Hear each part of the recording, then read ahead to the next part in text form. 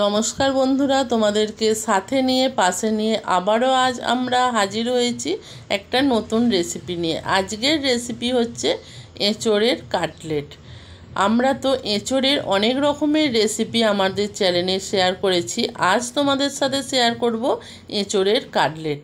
দেখো, এঁচোড়ের কাটলেট করার জন্য প্রথমেই কিন্তু আমি এঁচোড়টাকে ভালোভাবে সিদ্ধ করে নিয়েছি। আর এখানে 2 পিস আলু নিয়ে নিয়েছি, কারণ এঁচোড়ের মধ্যে একটু আলু দিতেই হবে। এবার এঁচোড়টাকে আমি হাত দিয়ে সুন্দর করে ম্যাশ করে নেব। এই রকমভাবে হাত দিয়ে এটাকে ম্যাশ করে নেব। এঁচোড় আর আলুটাকে ম্যাশ করে নেব। এঁচোড়টা আমি প্রেসার কুকারের মধ্যে লবণ দিয়ে 4টে সিটি দিয়ে সিদ্ধ করে নিয়েছি আর জলটাকে ছেঁকে ফেলে দিয়েছি। দেখো, আলু আর এঁচোড়টা খুব ভালোভাবে ম্যাশ করা হয়ে গেছে। এবার একটা শুকনো কড়াইয়ের মধ্যে দিয়ে দেব বেশ কিছুটা বাদামটাকে ভালোভাবে ভেজে নেব।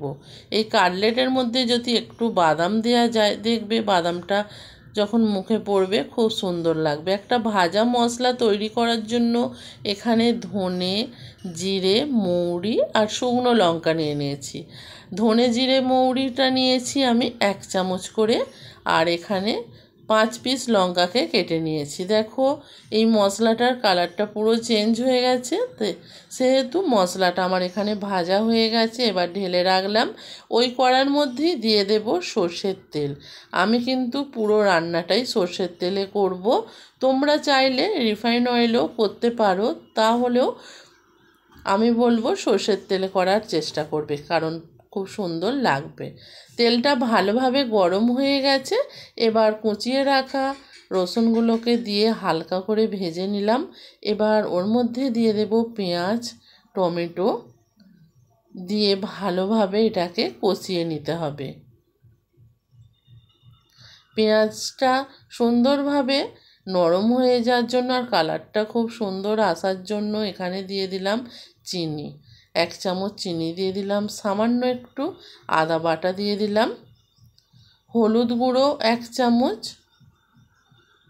লঙ্কার গুঁড়ো 1 চামচ, ঝালটা যে যার মতন করে দেবে। ধনে গুঁড়ো 1/2 চামচ, জিরে গুঁড়ো 1/2 চামচ দিয়ে দিলাম। আর দিয়ে ভালোভাবে মশলাটাকে আমি কষিয়ে নেব। মশলা থেকে যতক্ষণ না তেল ছেড়ে বেরিয়ে আসছে মশলাটাকে কষাতে হবে। এখানে গ্যাসের ফ্লেমটা কিন্তু আমি লো করে দিয়েছি। এবার এখানে দিয়ে দেব 1 চামচ মতো টমেটো কেচাপ। এই টমেটো কেচাপটা দিলেও খুব সুন্দর একটা টক টক ভাব আসবে। মশলাটা খুব সুন্দরভাবে কষানো হয়ে গেছে। এবার এখানে দিয়ে দেব ম্যাশ করে রাখা এঁচোড় আর আলু দিয়ে ভালোভাবে এটাকে কষিয়ে নিতে হবে। এই এঁচোড়ের কাটলেট একবার হলেও বাড়িতে ট্রাই করবে বন্ধুরা। এই কাটলেটটা কিন্তু দুর্দান্ত হয়। এঁচোড় চিংড়ি বলো, এঁচোড়ের চপ বলো, অনেক রকম রেসিপি কিন্তু আমি আমার চ্যানেলে দিয়েছি। আর তোমরা এঁচোড়ের চপটা অনেকেই ভালোবেসেছো, তার জন্য আজ আমি তোমাদের সাথে শেয়ার করলাম এঁচোড়ের কাটলেট। এবার এখানে দিয়ে দেব স্বাদ মতো লবণ। আমি যেহেতু লবণটা এঁচোড় সেদ্ধ করার সময় অল্প দিয়েছিলাম, সেই রকম বুঝে লবণটা দিয়ে দিলাম। এবার যে মশলাটা তৈরি করেছিলাম সেটাকে ভালোভাবে একটা পেস্ট তৈরি করে নিয়েছি, সেটাও দিয়ে দিলাম। ভেজে রাখা বাদামগুলো সামান্য একটু খোলাগুলোকে ছাড়িয়ে নিয়েছি, নিয়ে সেটাকেও দিয়ে দিলাম। দিয়ে এটাকে খুব ভালোভাবে দেখো মিক্সড করে নিতে হবে। মশলাটা কিন্তু একেবারে আমার রেডি হয়ে গেছে।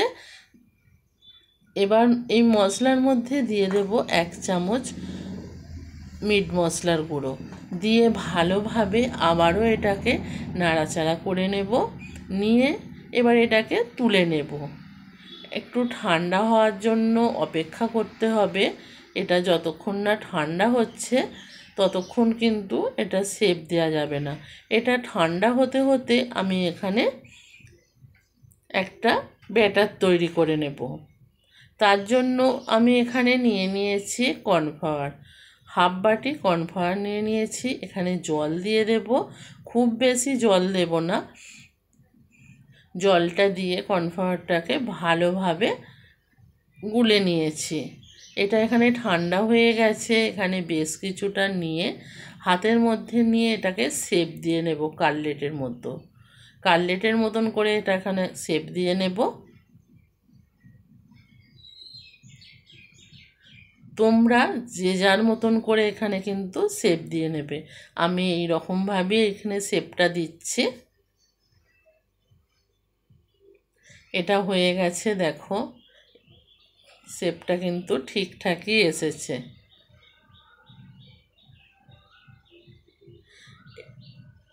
এবার এটা হয়ে গেছে, এটাকে রেখে দেব। রেখে দিয়ে বাকিগুলোকেও আমি একই রকমভাবে করে নেব। কতটা সুন্দর লাগছে না? আর এই এঁচোড়ের কাটলেটটা যখন খাওয়া হবে গরম গরম চা বলো কফি বলো, এর স্বাদটাই কিন্তু অন্যরকম লাগবে। এবার এটা যে কর্নফ্লাওয়ারের ব্যাটারটা করে রেখেছিলাম তার মধ্যে এটাকে ডুবিয়ে দিলাম, দিয়ে ভালোভাবে কর্নফ্লাওয়ারের মধ্যে ডুবিয়ে নিয়ে এটাকে তুলে নেব, নিয়ে এটাকে কোট দেব। আমি এখানে কিন্তু বেডকাম ব্যবহার করছি না, আর কোনো টোস্টের গুঁড়োও ব্যবহার করছি না। আজ আমি এখানে ঘরে থাকা মুড়ি দিয়ে সেটাই গুঁড়ো করে আমি বেডকামের কাজটা করছি। এই রকমভাবে মুড়িকে গুঁড়ো করেও যদি এই কোটটা করা যায়, এটা কিন্তু খুবই মুচমুচে হয়। আবারও এটা কর্নফ্লাওয়ারের মধ্যে দিয়ে দিলাম, দিয়ে এটাকে ডবল কোট করে নেব। এই রকমভাবে ডবল কোট করে নিলে এটা খুবই মুচমুচে হবে। এটা রেডি হয়ে গেল একটা। একই রকমভাবে আরও একটা তোমাদের সাথে শেয়ার করছি বন্ধুরা। দেখো, এটাকেও আমি কর্নফ্লাওয়ারের মধ্যে ডুবিয়ে নিলাম, নিয়ে এই যে মুড়ির গুঁড়োটা করা আছে এর মধ্যে দিয়ে দেব, দিয়ে এটাকে ভালোভাবে কোট করে নেব। তারপর আবারও এটাকে আমি কর্নফ্লাওয়ারের মধ্যে দিয়ে দিলাম, দিয়ে এটাকে ডবল কোট করে নেব। তোমরা যখন এই কাটলেটটা করবে এটা কিন্তু ডবল কোট করার চেষ্টা করবে। ডবল কোট করলে এটা খুব সুন্দর হবে, খেতে মুচমুচে হবে। এটাও হয়ে গেল, এটাকেও তুলে রাখলাম। একই রকমভাবে এবার আমি সব কাটলেটগুলোকেই রেডি করে নেব। আর এদিকে একটা কড়াই বসিয়ে দিয়েছি। কড়াইয়ের মধ্যে আগে থাকতেই তেলটাকে আমি গরম করতে দিয়ে দিয়েছিলাম। এবার এখানে দিয়ে দেব কাটলেটটাকে দিয়ে একেবারে গ্যাসের ফ্লেমটাকে লো করে দেব, না হলে কিন্তু এটা মুচমুচে হবে না। এই রকমভাবে উল্টে পাল্টে এটাকে ভালোভাবে ভেজে নেব। হাতে টাইম নিয়ে কিন্তু এটা ভাজতে হবে। দেখো, এটা খুব সুন্দরভাবে ভাজা হয়ে গেছে, দেখে নিশ্চয়ই বুঝতে পারছো। আর কতটা মুচমুচে হয়েছে তোমরা সেটা অবশ্যই বুঝতে পারবে। তাহলে বন্ধুরা দেখেই নিলে কত সহজে বানিয়ে নিলাম এই এঁচোড়ের কাটলেট।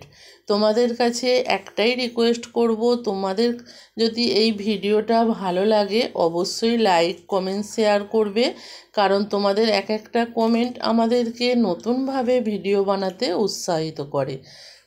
আর দেখো, কথা বলতে বলতে আবারও দিয়ে দিয়েছি। এগুলো ভালোভাবে ভাজা হয়ে গেছে। এবার এটাকেও আমি তুলে নেব।